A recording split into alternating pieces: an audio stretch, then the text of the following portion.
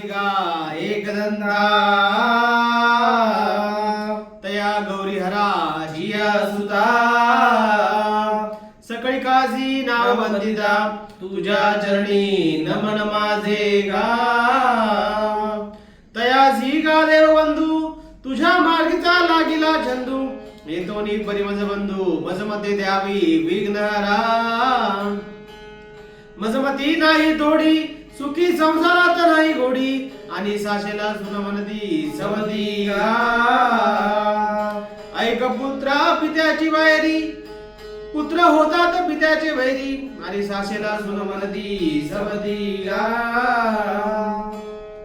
अशा प्रमाणे साक्षात देव गणपती रोज राज्य करून सेवा ठिकाणी प्राप्त झालेले आहेत आणि त्यांना अर्धी त्यांना पंख्याने वारा घालत आहे आणि हातामध्ये मोदकाची वाटी आहे आणि त्या सोंडेने ते मोदक प्राशन करत आहे. एवढ्या समोर तिथे कवचन भक्त आलेले आहे म्हणत आहे देव गजानन गणपती दास चरणी लीन होत आहे. अरे वा वा कवचन भक्ता तू सदैव कल्याण असो.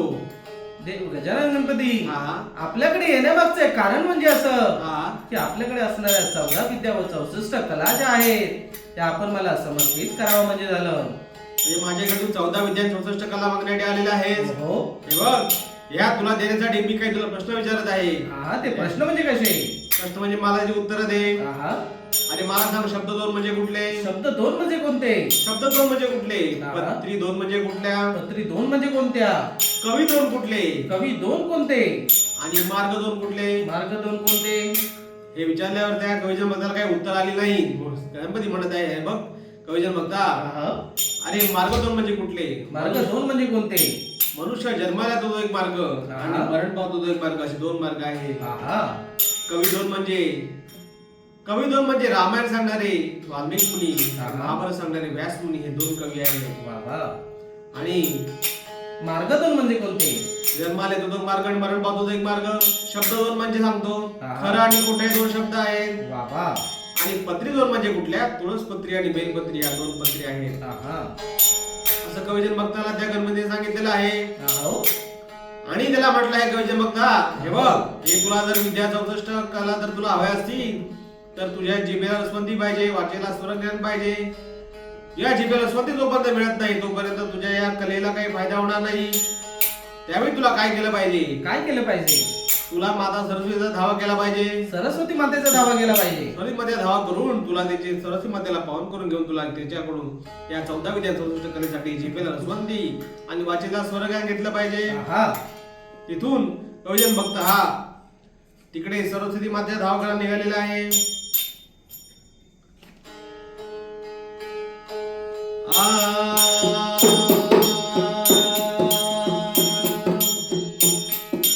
येई का एक नाते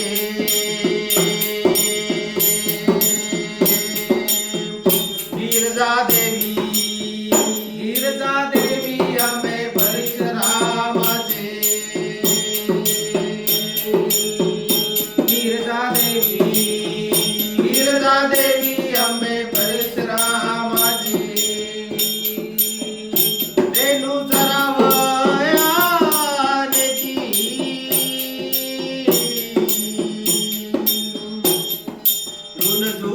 पैजन वाजे हो रामा जून पैजन वाजे हो रामा रंगी उरोली देवता हो रंगी रंगली देवता हो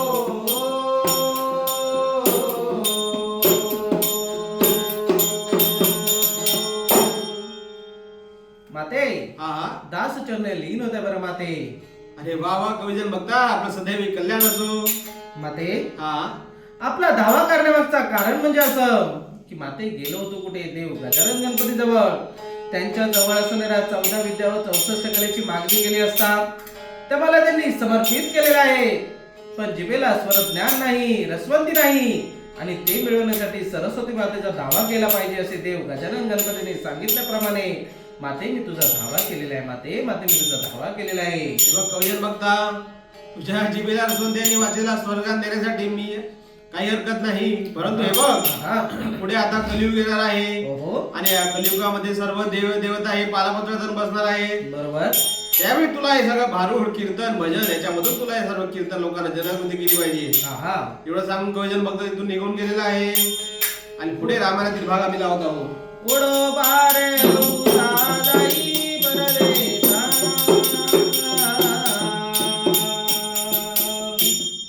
कथा बोलू श्री रामायणी गा आणि वाल्मी कथा हो जगतारणी.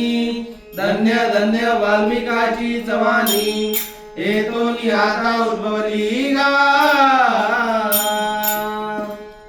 बघा काय झालेलं आहे. त्या कैकेयीने सांगितल्याप्रमाणे त्यांनी तो रघुत्तम राम लक्ष्मण आणि सीता हे वनवासाला निघालेले आहेत.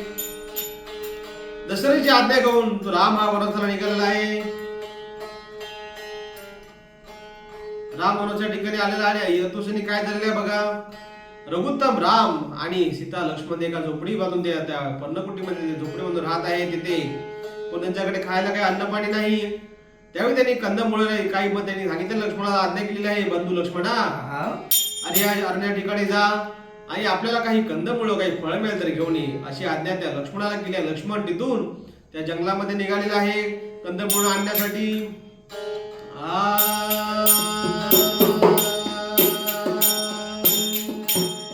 श्यामधरून हरी लक्ष्मण राणा लक्ष्मण राणा फळे आणाया गेला रे हरी. श्यामधरून हरी लक्ष्मण राणा लक्ष्मण राणा फळे आणाया गेला रे हरी. श्यामधरून हरी.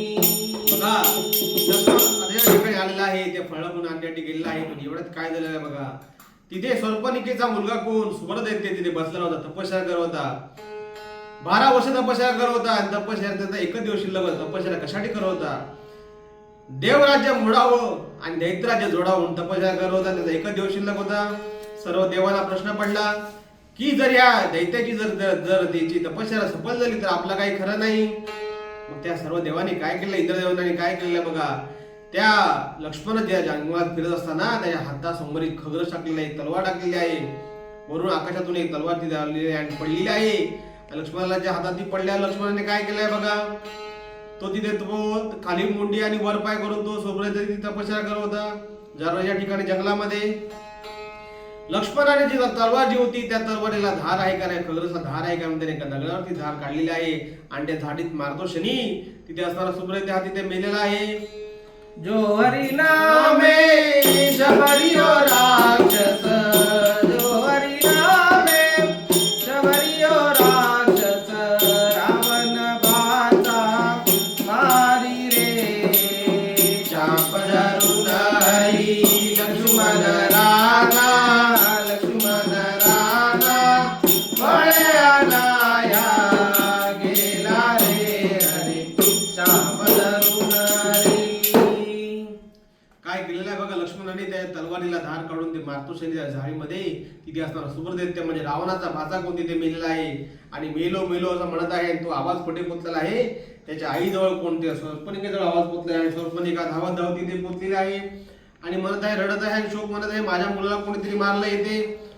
मातोश्री तिने काय शूर्पणखा म्हणजे ती राक्षसीने तिने काय केलेलं आहे बघा. तिच्या हातामध्ये थोडंसं अमृत होतं, त्याने तिला थोड्या वेळासाठी जिवंत केलेलं आहे आणि म्हणाले बाळा तुला कोणी मारलं. माते या अरण्याच्या ठिकाणी कोणीतरी राजा आहे, त्यांनी माझ्यावरती हा वार केलेला आहे. राजकुमार फिरत आहे का. फिरत आहे आणि त्याने माझ्यावर हा वार केलेला आहे आणि माते माझा इथे मृत्यू होत आहे. माते माझा इथे मृत्यू होत त्या आहे. शूर्पणखा तिथे शोक करत आहे आणि म्हणत आहे अरे माझ्या शबरियो पाडसा अरे माझ्या शबरियो पाडसा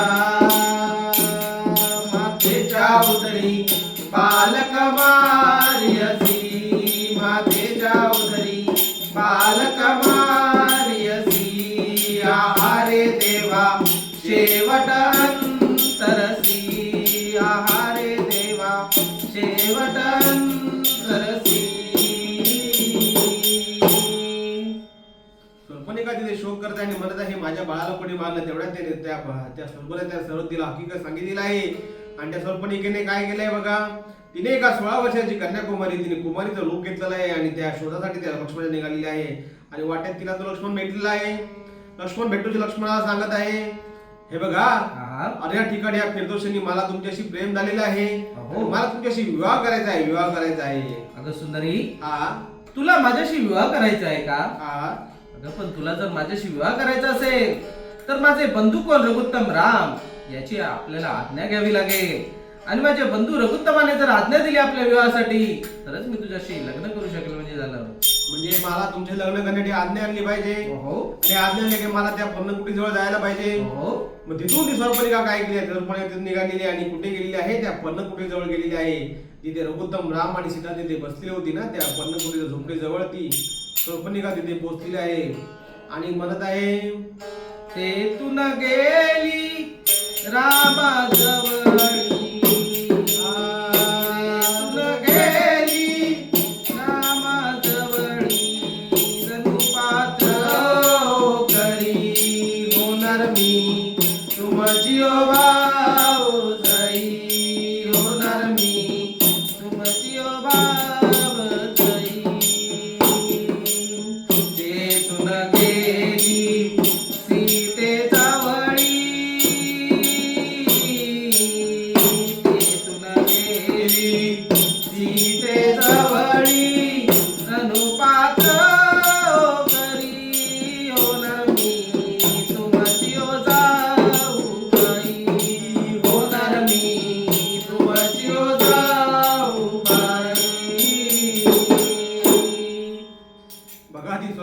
तिने कुमारीचं रूप घेतलेलं आहे आणि तिथून ती कुठे कुठे रामाजवळ सीतेजवळ गेलेली आहे. म्हणत आहे, तुमचे मी जावबाई होणार आणि भावजाई होणार.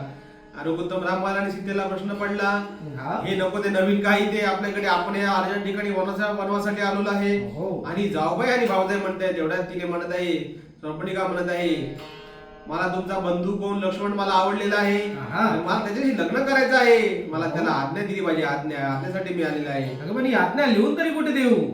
आज्ञा लिहून माझ्या तुम्ही हातावर द्या. या हातावरती लिहून दिलं तर या पावसाच्या दिवसामध्ये हातावरची आज्ञा पुसून जाईल. म्हणजे झालं, असं असेल तर माझ्या तुम्ही मग त्या रघुत्तम रामाने काय केलंय बघा. राम म्हणजे तो देव होता. त्या देवाला कळलं आपला बंधू लक्ष्मण काहीतरी अडचणीमध्ये आहे, म्हणून त्या रामाने काय केलेलं बघा, आपल्या हातावर न देता त्या राक्षसीला पण कळले पाहिजे म्हणून तिची आज्ञा तिच्या पाठीवर त्या लिहून दिलेली आहे. पाठीवर आज्ञा लिहून दिलेली आहे रामाने. आणि ती आज्ञा म्हणजे काय लिहून दिलेली आहे, लक्ष्मणा रे वासुभटा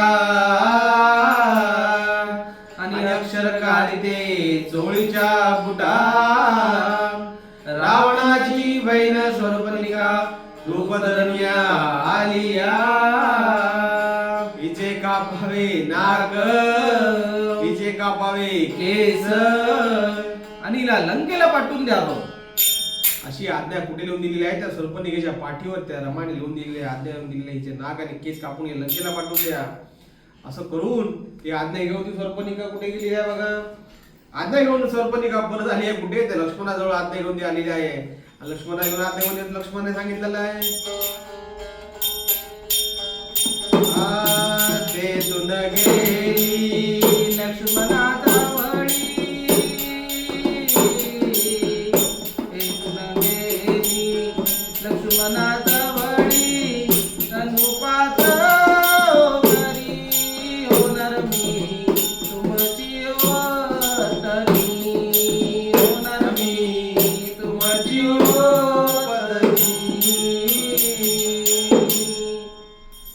लक्ष्मणाजवळ गेली आहे म्हणते, मी तुमची आज्ञा घेऊन आलेली आहे, तुमच्या बंधूची आज्ञा घेऊन आलेली आहे, माझे लग्न करा तुम्ही आता. लक्ष्मण म्हणतो, आज्ञा कुठे आणली बाई? तर ती म्हणते, आज्ञा आणली आहे, ती आज्ञा माझ्या पाठीवर लिहिली आज्ञा आहे, पाठीवर आज्ञा लिहिली आहे. मग लक्ष्मण म्हणतो, दाखव तुझी पाठ. मग तिने आपली पाठ दाखवली. पाठ दाखवतो शनी लक्ष्मणाने आज्ञा ती वाचलेली आहे. लक्ष्मणा रे वासुभटा अक्षर काढते चोळीच्या बुटा, रावणाची बहीण सर्पनिका रूप धरून आली, हिचे कापावे नाक आणि कापावे केस, अशी आज्ञा त्या बंधूने दिलेली होती रामाने लक्ष्मणासाठी. ती आज्ञा त्या लक्ष्मणाने वाचली. लक्ष्मणाने आज्ञा वाचली. लक्ष्मण म्हणजे तो त्या आपल्या भावाची आज्ञा पाळणारा होता. त्याने काय केलेलं आहे, लगेच तिचे केस आणि नाक तिचे कापलेले आहे. याय करत करत मी रावणाच्या लंकेजवळ पोहोचलेला आहे.